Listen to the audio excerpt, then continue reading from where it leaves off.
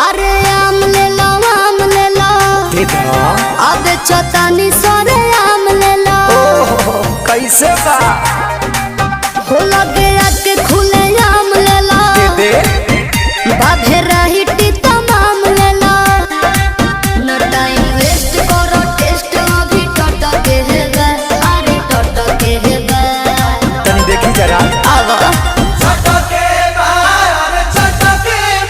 तोरा आम के सवाद गोरी खटके